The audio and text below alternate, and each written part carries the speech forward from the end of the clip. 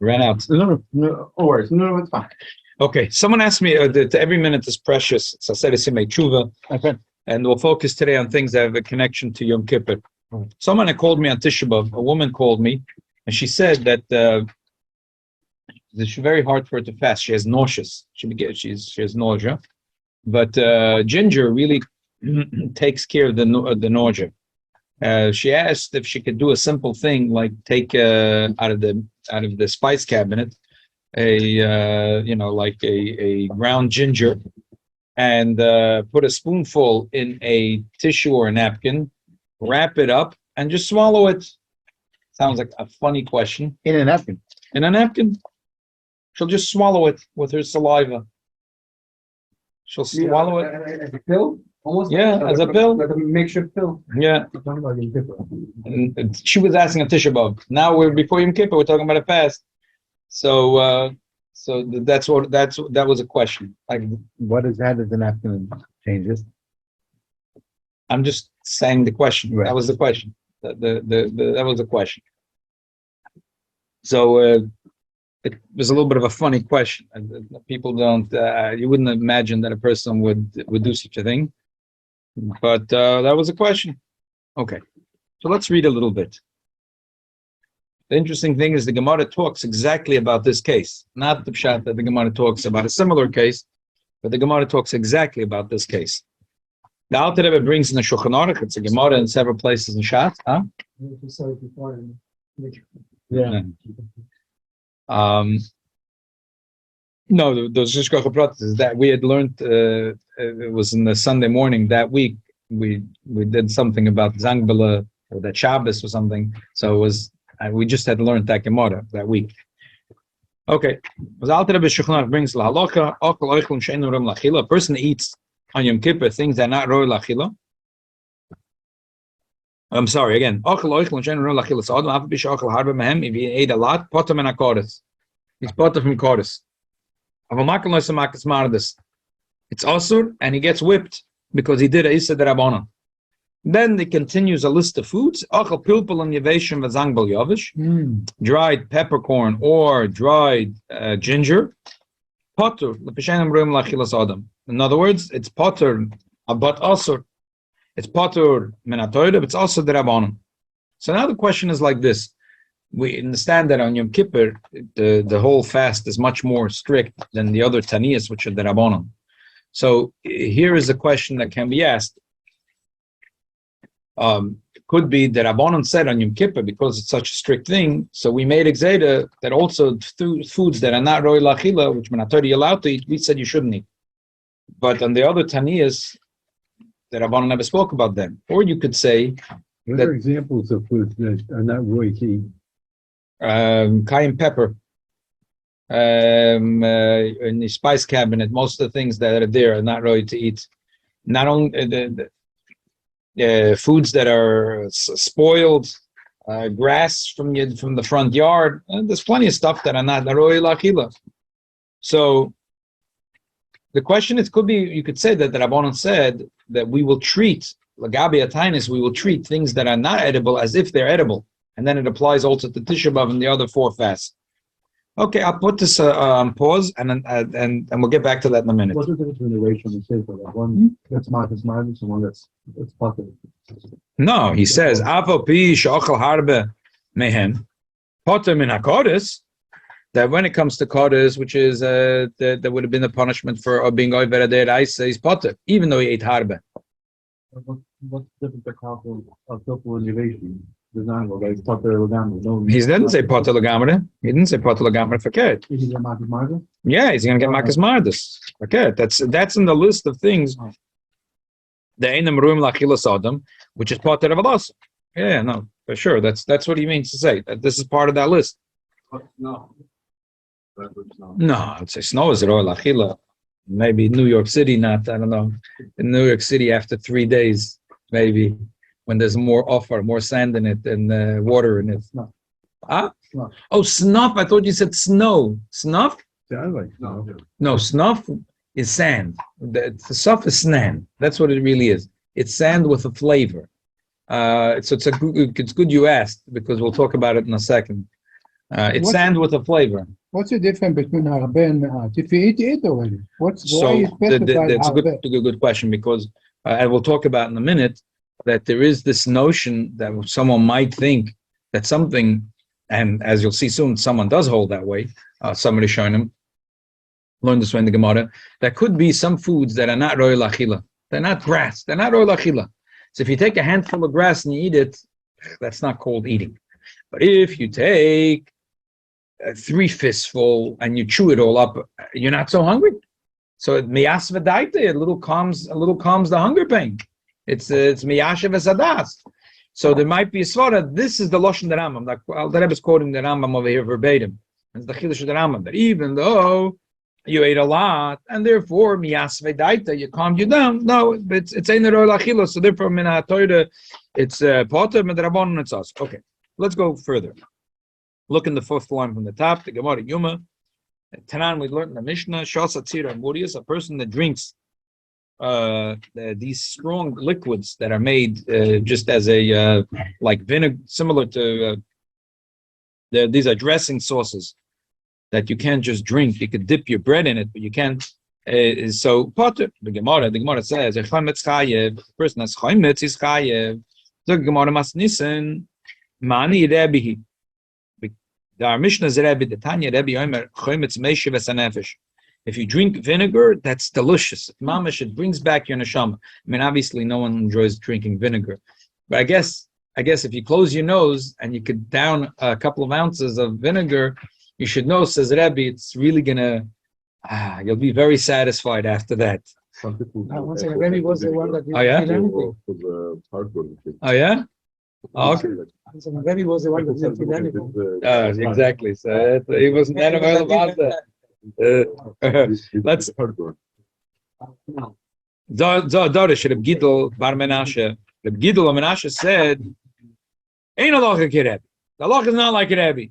Vinegar is not roy lachila." Shana next year, nafki kula alma. The whole world went out. Mozgu v'shasu chala. They took vinegar and water, they mixed it together, and by the Yom Kippur break, they all drank. They had a good time. Shamar of Gidel v'ikbid. Rav Gidel heard about this, and he was makbid. He was very upset about it. Omar, he said, "Mimer the amri ano the ovad avlachatchila mi amri." I only said the ovad that if he already did it, he's potter because the rice it's potter. But midrabon, you're not allowed to do it. I meant a little bit. I didn't say you can have a lot. These guys were drinking buckets full. I was after Yom. On Yom Kippur. On Yom Kippur. And then he continues. When did I say chai? If it's raw, mazuk with water. Miamri. So the first and the last is very clear what he's saying. He's saying speaking about raw vinegar. Raw vinegar is not edible. If you're going to mix it with water, it's like a drink. It's like Kool-Aid. So that's chayiv miderais. That's one. The other argument he said was, I only said it's mutar min ha'torah. I never said it's mutar midrabanan. The middle argument is a little bit of a funny argument. What's the difference if it's a little or a lot? What's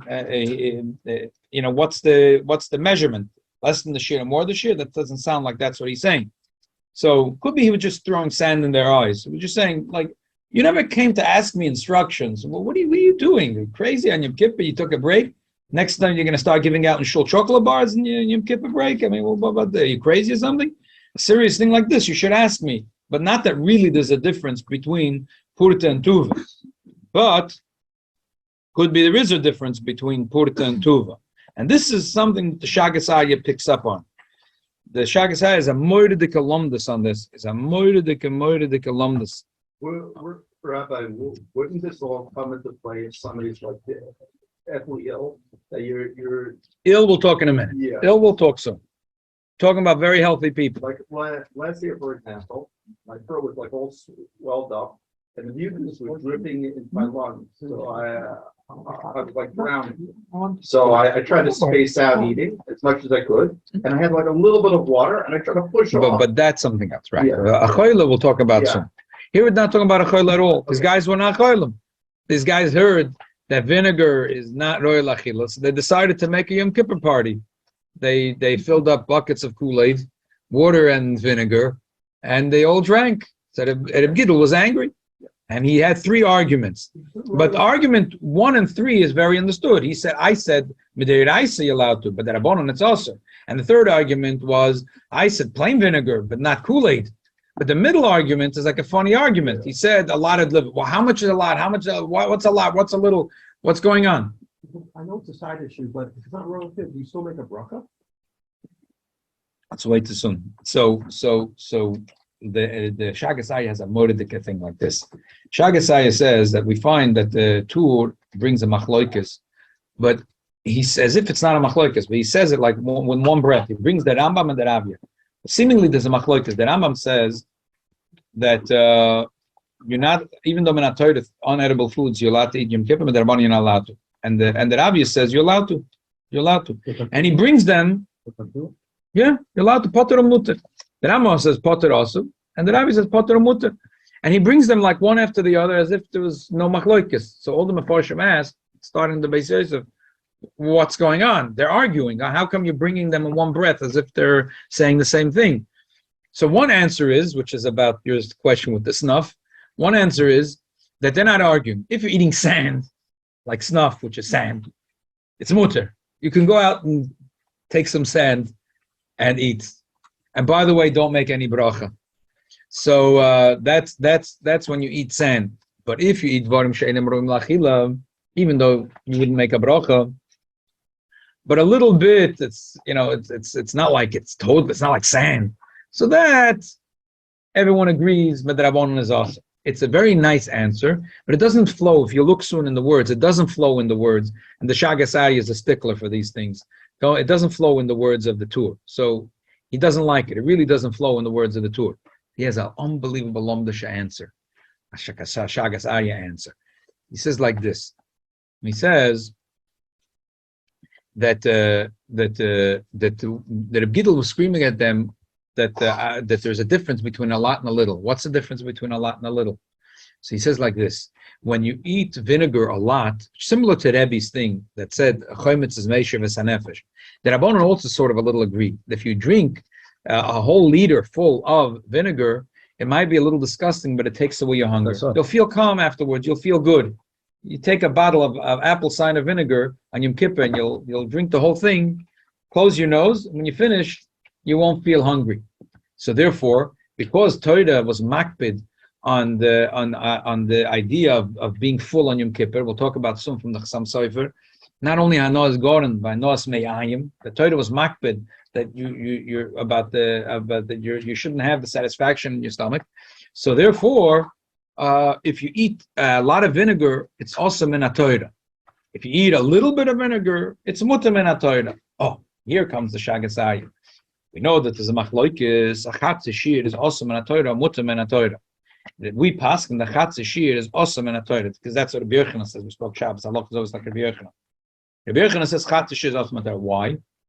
The Gemara says chazil itztarufi, because that if you have a half a kazayis, you can end up having another half a kazayis. Therefore, the Torah says happens to be there's on the side note a machloikis between the Noida Bihuda and the Shagasaya. If it's a minute before sunset on Yom Kippur and a person eats a half a kazayis, so do we? But it's tarufi. There's not enough time to eat a full kazayis now. Do we say it's also min Torah, chatzishir or not? But the Shagasaya learned that the chazil tarufi is a serious thing. So he says, just like if a person ate a half a kazayis, the Torah says it's also. Why? Because a half and half makes a whole kazayis. The same thing with vinegar. Even though you only get malchus. If you eat a tuva a lot, but min Torah it's also to have a little bit. Just like chatzishir, similar to chatzishir, just like chatzishir. You get malchus if you eat a whole kazayis. If you eat a half a kazayis, you don't get malchus, but it's also min Torah. It's also min Torah. It's also min Torah. That's why, for example, when on Yom Kippur, when we're makel, we'll talk in a minute, for those that can't fast. So we try to, they should first start off, they should eat less than the amount, and the less of the amount and the less of time. And that's where we start them off. Why don't we do it for everyone? I mean, it's a good idea. Because it's also minatoida, not medarabon. It's also minatoida. You can't not allowed to say I'm going to eat a half a kazayas of a cheeseburger. It's not also derabon. It's also minatoida, and that's the halacha. Chatzah shir is also minatoida. It's just that a person doesn't get malchus for it. He doesn't get punished unless he had actual achila of isur, and that's a full kazayas and drinking a full revius. But chatzah shir is also minatoida. So said the Shagas Arya, the same thing is here. According to the Chachamim, and this is what Reb Gidl was saying and screaming at the people, that if you drink a whole liter of tuva a lot, it's asur and you get malchus. Of course, I mean, and I got Yom Kippur, worse than malchus.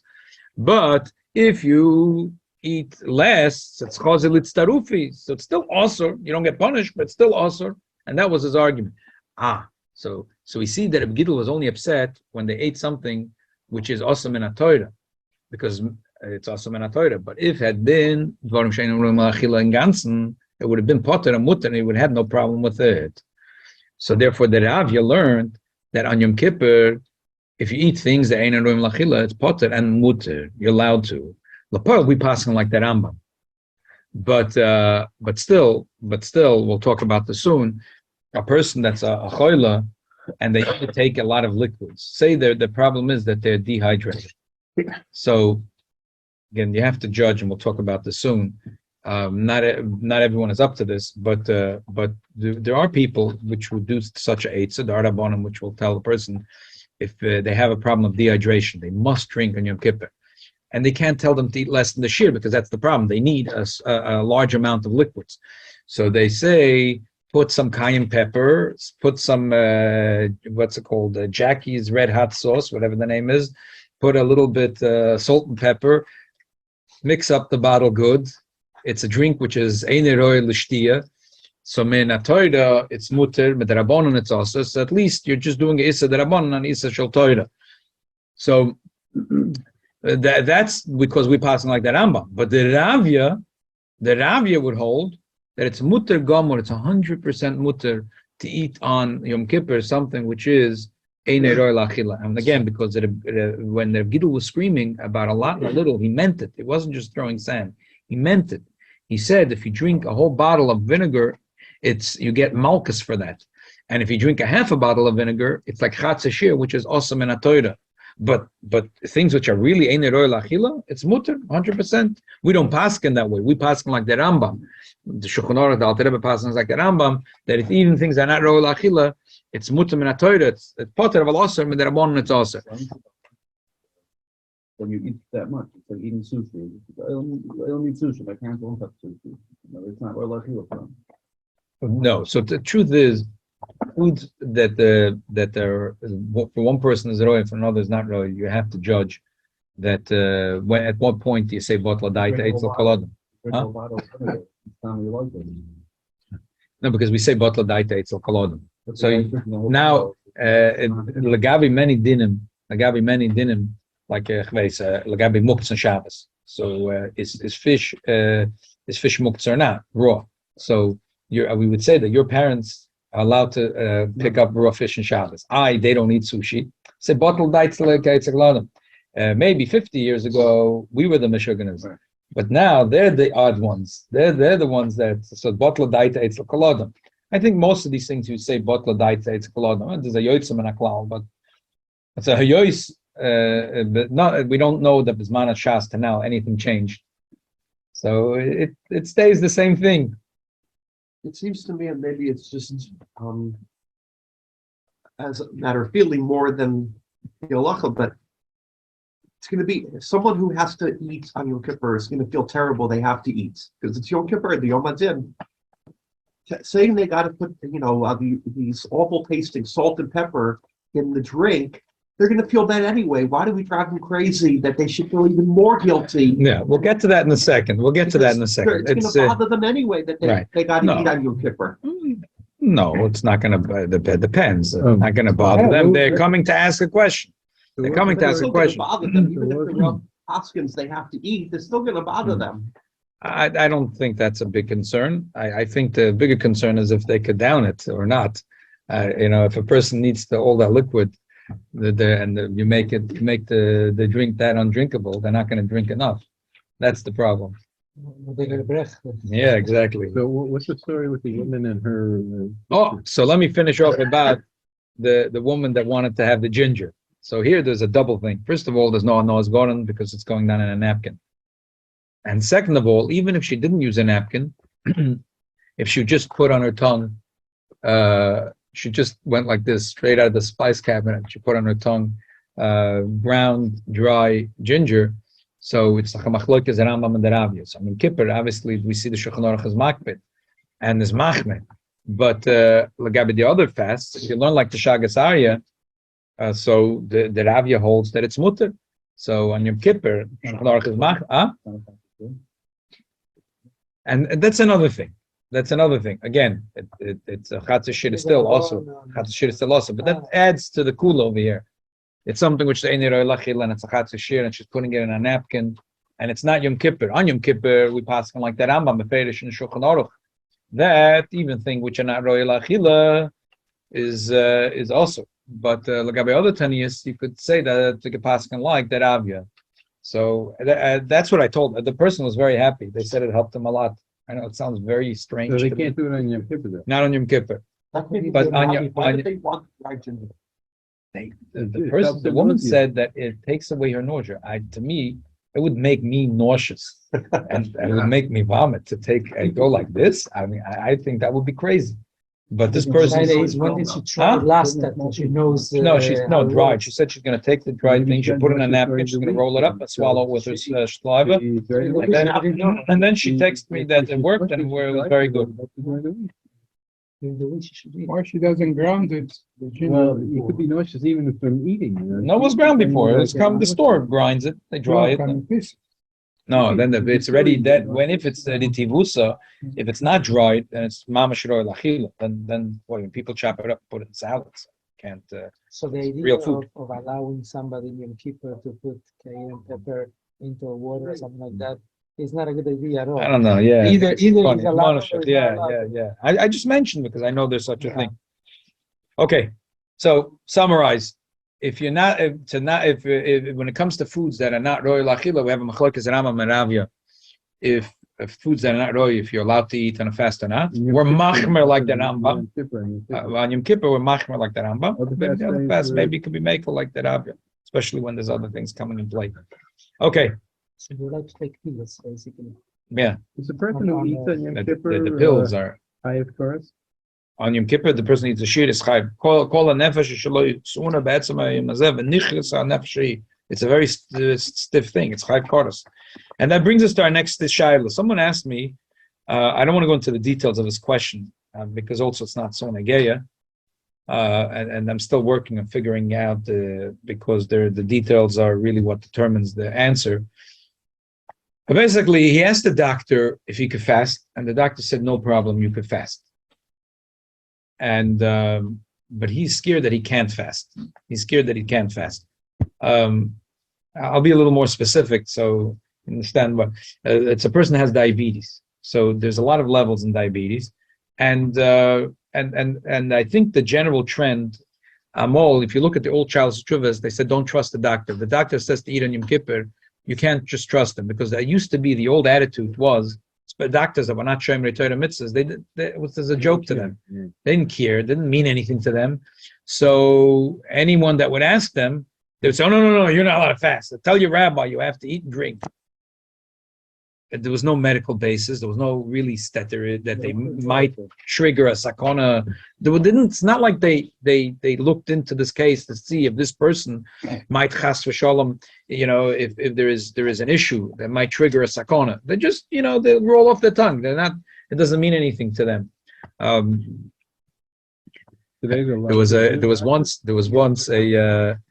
a talk for Rabbonim for Choshev Erov in Yerushalayim. Rav Orkash. So this was once, I don't remember what it was. So it was a course by Macham or something that I joined. Maybe it was, I don't remember where it was, but anyway, he said that there was once there was a conference. It was with doctors, and the woman got up. It was doctors and abonim that was a women's issue, like organized by Macham Pua. And a doctor got up and she said, how come there's such distrust from Rabbanim towards the medical establishment? So this is Rabbi Farker said that he got up to answer a question. He said, I want to ask you a question. If a woman came to you, she with a red thing on her forehead, she's from India. She asked if to check her ear. If the wax is yellow, like very strong yellow, mamish in the ear, she wants to know. So you say, what's the difference? Because if it's very yellow, the wax, I can't sleep with my husband in the same bedroom. I have to be in the basement for a week. That's right. So what would you say? It's yellow or not yellow? She said, well, obviously I'll tell her it's not yellow. So he said, okay, that's very good. So you just answered the question. So it's true. You did a very nice thing for the Indian woman, because me and you believe that yellow wax or white wax or red wax, it makes no difference. And there's no reason to chase a woman into the basement for a week. And it's inhumane and not nice. You did a very nice mitzvah. But if you think that if it came out dam or from the other place, is just like the wax in the Indian woman's ear, so I trust you to give me judgment just like you gave to the Indian woman. The Indian. There's a story. They say there was a Mashulach came to the United States. A story that he came to the United States. He came to a town and he came into a store, Bossa kosher, and he's collecting money for tzedakah, for yeshiva, and Eretz Yisrael. So the person, wow, you came are you a shoichet? So he says, why? He says, the shoichet just got sick and I don't have someone to shecht. If you could shecht, you do such a mitzvah, I'll pay you well. So just if you stay here 1 week, the person has pneumonia, and then soon the customer come, I have no meat. So the Meshulach says to him, you know what? I'll tell you what, I really am collecting money for its yeshiva and Eretz Yisrael. How about this? Give me a loan for $100. Then we're talking about it's a story that happened in the 1920s. Give me a loan for $100, and at that time was a large amount of money. Give me a loan, and the meantime, I will send the money to yeshiva, and I'll stay here for a while. I said, Rabbi, I don't know. I don't even have $100. I don't even know you. And you get the story. So the sheikh, the person says, $100, you don't know me, but you're really to have me sheikh, which is much more than the responsibility of $100. You're telling your customers that this is kosher meat, and here you don't know me. You wouldn't trust me for $100, and you trust me to be a sheikhet. Anyway, okay, we went a little off. Back to our topic, which is someone who has diabetes, and he went to the doctor, and the doctor said, that's no problem, they can fast.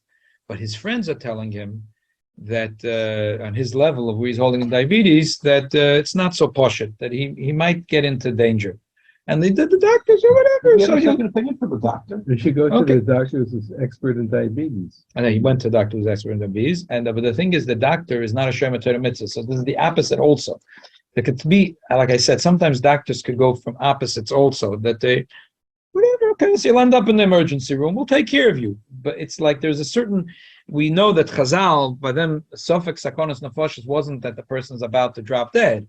If it's something could trigger a situation that he go into Sakonis Chaim, that's when you start judging. And there's a lot of judgment that goes in here. But so that was the question the person asked. So without going into the details, just a general thing. So the Alter Rebbe brings Shulchan Aruch, and that's the way it's in the Shulchan Aruch and the Mechaber. Choyle shu oime tzorech ani lechel. A choyle that says, I need to eat. Even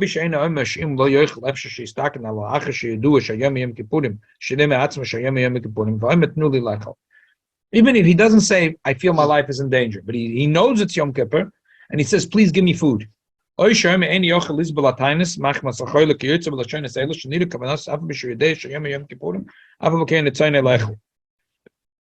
he says, it's clear that he knows it's Yom Kippur, but he wants to eat. Immediately they give him to eat. Until he says, enough, I don't want any more food.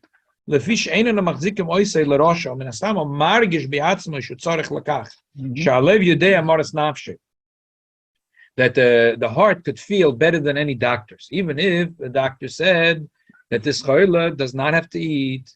But if the choila feels he does have to eat, then it means the person knows in himself that he has to eat. 100 doctors says that he doesn't have to eat. They could even say that for him to eat now is not good. That for sure he feels that he needs the food. Is a raya that he has to eat, and there's so much so that later in Shulchan Aruch goes in that a person that's sick, that if it's possible that they should eat less than the shear, and this way, even though it's also in Torah, but it's not the Isur Korus. However, the Shulchan Aruch continues. So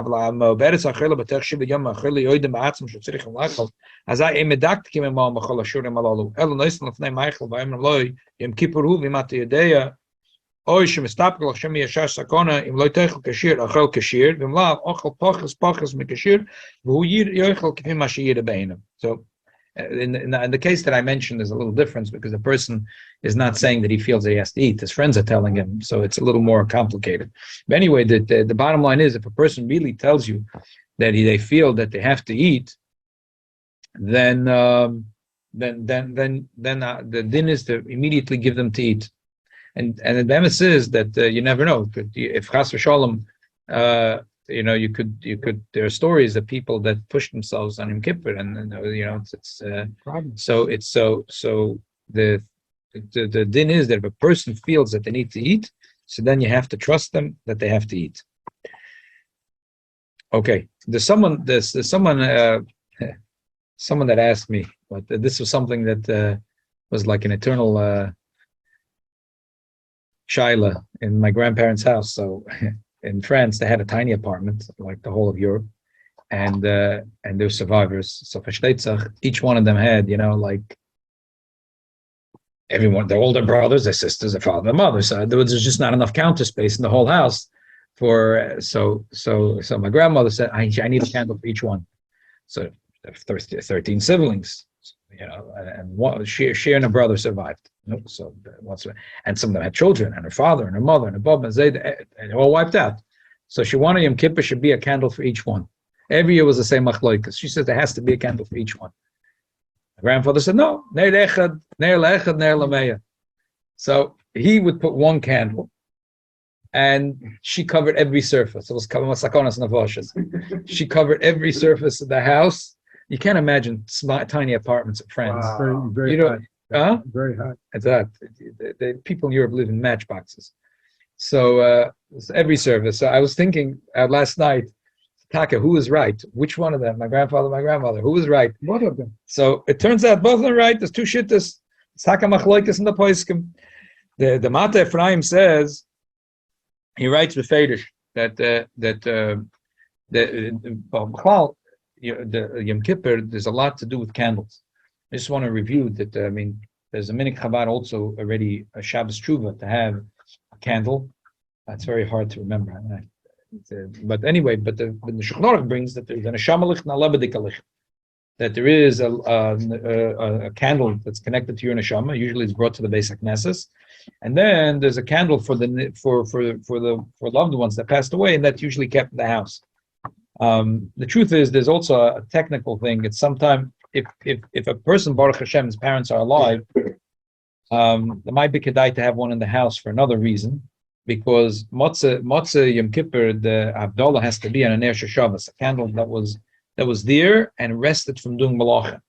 So if you're going to bring your lebedika licht to shul, and then you're going to take it home, it might be hard to just carry it home, and so it might be another reason why to have a candle in your house. So you could use the on-site candle with the Havdalah. Yeah, for sure. It's made. It's not made. It's made lahoyer. But I'm saying there are people that Baruch Hashem, their parents are alive. So really, there should be no candle in their house, because the minig is to bring the lebedika licht, the ner that's for the chayim. It's ner Hashem nishmas adam. So to bring in a shul. I'm just saying that for practical reasons, it's good to have one in the house, because for Havdalah, you need to have a ner sheshavas min hamaloch. Okay. So anyway, the husband and wife. So there's a shaila. So just like by the Lebedika, so the Mata Ephraim says that both the Lebedika licht and the Yortzeit licht, ner lech and ner lameya. You don't need to have for the husband and the wife. He said the children for sure not, but you don't have to have one for the husband, one for the wife. I'm lighting candle for this and this and this. That's only one. One. That's what the Mata Ephraim says. But the El Yerabba, the Fedish, he says the opposite. And he brings up a funny daya. He says the El Yerabba brings in Simon Tofresh Yud, Ovi v'ime mashma l'shneim sagi b'nei rechud, ach matzosi b'sefer HaMarkel matzina Megillah, that there is in one of the Targum, the Megillah Esther, by Malshina Shen Haman. He said, Leil tzoyma madlikim neiris, schum b'neim v'schum aveseyon. But Haman's all right. And Haman is Zaraya. Haman, here, Haman is telling us what the minig is. Wait, what is Haman is told Achashverosh how wacky the Jews are. He says, every Yom Kippur, these wacky people light a candle for every one of for him and his wife, for every one of his children, and for every one of his parents. So these people are wacky. He was trying to tell Achashverosh how crazy the Jews are. For the minute of lighting for each person? Haman knew something. You see, it's gedreht a bisschen mit Mordechai. He knew a thing or three about Jewish customs. So from Haman's arguments, we find out what the Jewish custom is. Candles for just No, but that's listen. The El Yerabba no. He says, "Belel tzoyma madlikin neiris schum b'neihoin uschum aviseyon." And that source doesn't say, but we don't. But he didn't know what he's talking about. So No. that sounds like it's Everything else Haman said was true. Yeah, Nothing he said was wrong. yeah. He just said it in a way like what the anti-Semites say. A lot of the things that they say are true. It's just it's the context of what they put it in is warped. It's true. It's true that this So it's a very ancient minute, 2,500 years ago. Yeah, according to this to this Targum, it's an ancient minig. So we would not know what the minig is. Haman helped us out to record. I don't know. I was wondering. I was already tired. I didn't go to find out what Amarkel is. There's a sefer called Sefer Amarkel, and he brings from a Megillah, which is one of the Targumim in Megillah Esther, and these are the words, and he quotes it. So B'meila, it's interesting. So I'm not sure. They say that the Rebbe Taka lit a lot of candles. That the Rebbe's minhag wasn't personally for his father and his mother. He lit 13 candles. So that the Rebbe, in other words, went with this one, with the El Yerabba. But it's a double question. Side the Lebedika Licht. Should you do Lebedika Licht means? I know what it means literally, but what For the living. The living. The Shulchan Aruch said that you should light Yom Kippur an extra light. It's a minhag. Yeah. For the one candle for the living and one candle for the ones that passed away. All right. So in the Shulchan Aruch, it brings that there's two candles. It's separate minhag. One is, you see like this. That's what he brings. Schum b'neihem, schum aviseim. One was for the living and one is for the deceased. The question is how many candles? So according to the El Yerabba, according to the Sefer HaMarkel, so you should really be doing two Lebedika Licht, one for you and one for your wife. And then you should also do for loved ones, you should do multiple. In other words, if a person has a father and a mother passed away, should do two candles. Him and his wife, they both have parents that are missing, should do 4 candles. V'chulu. How far back do you go? No, I think the minig is only the And a parents. special one for the I think just survivors did What about- also for siblings, because those siblings also lost their children. So I'm just saying the minig is only for a father and a mother. The max is 4 candles. The reason that Rebbe had 13 is because he had there was so he had a brother who was killed by the Nazis, right? So he didn't have any children to light for him. Like that's why right, sister-in-law, right? So he's Gimel Middle. The Rebbe was thinking. maybe he's doing it. Okay, could be. We don't know about Cheshbon, how many relatives. What if you have an uncle and they have So what do your no kids? light for him? That's what I'm saying. That's why people do it. I'm here. You see, it's schum b'neim and schum aviseim. But the Lapoil, the minhag today of a lot of survivors is that they do for relatives that don't have children that would light for them. So people that have parents, so they would be lighting one candle for those that are alive. Yeah. Because I'm not aware of that- One that- candle, that yes. people light for the living. Yes, just that's for a the- Shulchan Aruch, the Siman Tov Reish Yud. Also, see, It brings the I'm not minute. sure how common that minute is, that if you I have would- parents to light for the living. I know You here also all the need it years for we're Havdalah. You very also need it strong. for Havdalah. We also need it to Havdalah anyway. Yeah. But here we always Have a we candle. always have the candles. I'm saying in the shul. Huh? in- I don't remember. No? Yeah. Yeah, but it's brought in Shulchan Aruch. So Now you have your parents, you do. so that in your I do house. only for the living. I Yeah. do one in the house just for a practical reason. Because I don't want to have to walk Matzah Yom Kippur with a candle from the Beis Some people HaKnesset leave the home. highlight on, they So it's leave like one. you- Okay, you burner can do on, that. so- That's also good. That's also good. Yeah. Yeah, that's also good. So how many you put in the shul? One for each kid? No, I put Just one because I didn't realize this. I just looked it up last night. I always thought it was a joke that they had this argument. It turns out that they were both right. It's real. They were both right. There's a sheet How's that's. academy? So I said that they say that the Rebbe lit 13. That means that the Rebbe thought that that the schum b'seyon should be multiple. It doesn't mean schum b'neyon should be multiple. I don't know how the Rebbe felt about that. The Lebedike licht. It's hard to know if the Rebbe had 13 kids. If he meant for him and his wife. He doesn't, you haven't found a ksav that the Rebbe explains his. No. In Sefer Aminogim says Noyagim. It doesn't say. It says Noyagim B'Chabad, Noyagim Gimel Neides, Echel Shabbos Shuvah, Lebedike licht, Neir Neshama. I don't know. I have to look again the Losh. I have to look again the Losh. Another one, I Friday night, like, there's like a whole bunch of candles. Every Friday night? Oh wow. That's the My special wife, one. my wife, Oh yeah? I prepared for. I said, not enough, I need more. Oh yeah? Wow. Okay, we'll go quickly review a little bit to say the very Yom Kippur. Erev Yom Kippur, there's Indian to have two sudas. So probably the first suda should even be before Chatzos. There is brought in the Sichos from the Frierdiker Rebbe that in Lubavitch, the first half of the day was B'Simcha, second half of the day was B'Merirus. We see Chazal say that a person, Shemi Yechonik B'Suda, the person should already do Vidui before Yom Kippur comes in. After Chatzos, there is, obviously there's Kaporos early in the morning. There's the Suda in the morning, which could be any foods. Shulchan Aruch says, as you get closer to the fast, not to eat foods that could a person have from this extra zera, like garlic or milk or cheese. Olives is no good. So after Chatzos on the Minhag Chabad, the Seder is to do first Malkus. There's a minhag to do Malkus once a year, facing Tzofan, because that's where the Avedas come from. It's facing Tzofan. You get down on your knees, and the minhag is to do 39 Malkus. We do it in the shul. Yes. And that's before this. So the minhag is to do first Malkus, then Mikveh, and then Mincha. The idea of the Malkus is similar to Kaporos. It's not in the chicken, it's in me. It's a Indian to be Moiru Tshuva in me. But the minhag is to do it facing Tzofan, to get down your feet, have someone do it for you, and then it's like a segel from the right to the left to the center, and keep on going. And both people, the person is getting and giving the malchus, says V'hurachim v'chaperavim v'lashal hir v'lashav v'lakachalmasi, is keep on saying the pasuk until you get to 39 times. So again, the minhag Chabad is to say this first malchus, then mikveh.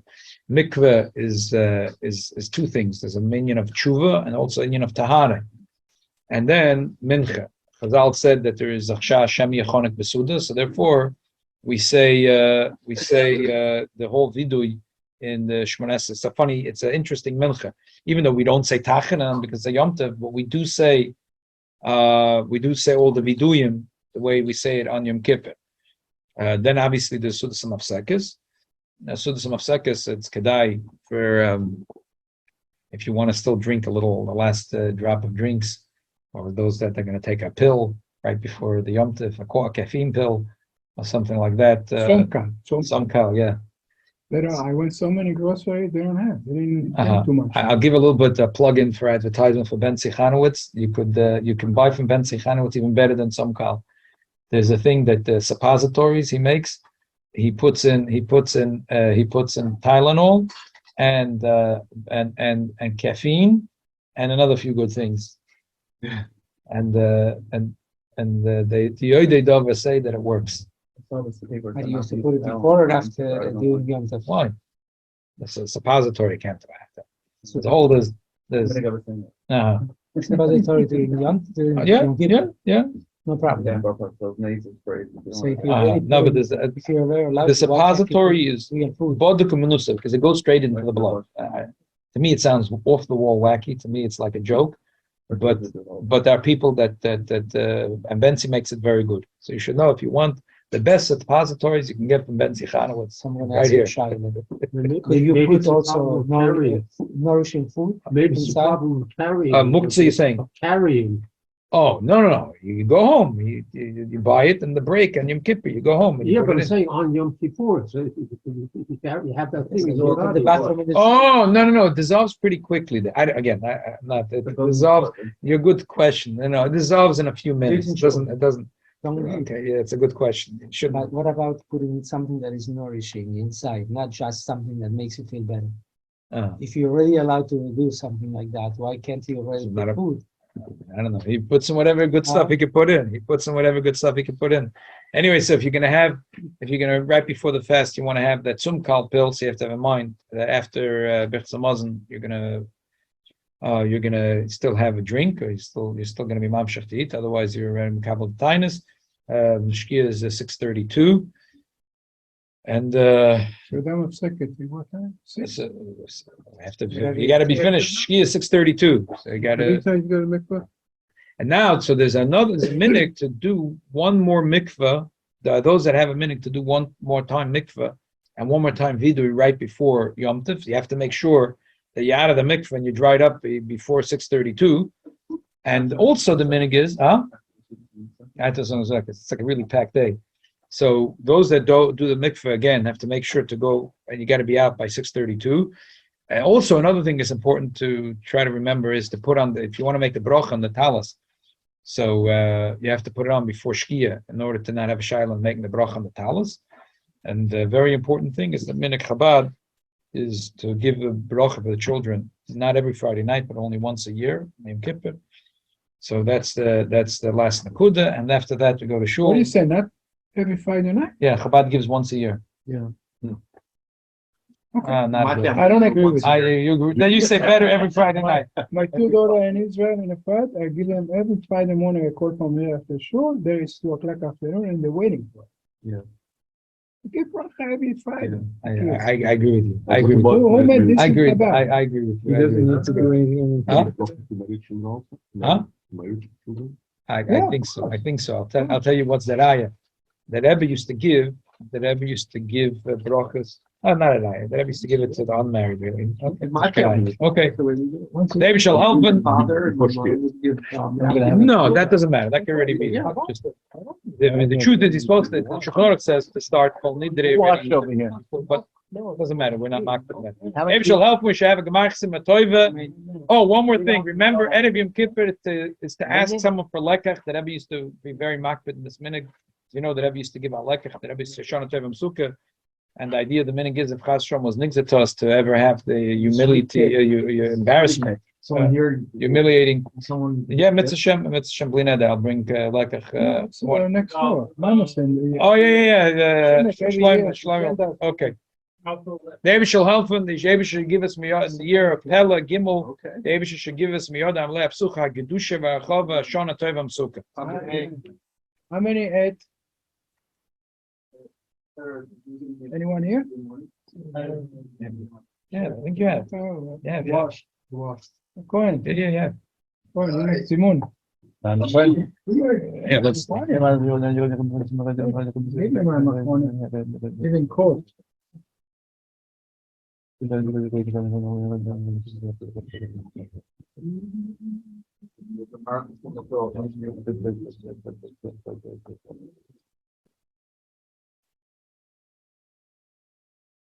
You have to serve the Kohanim. Kohanim Torah.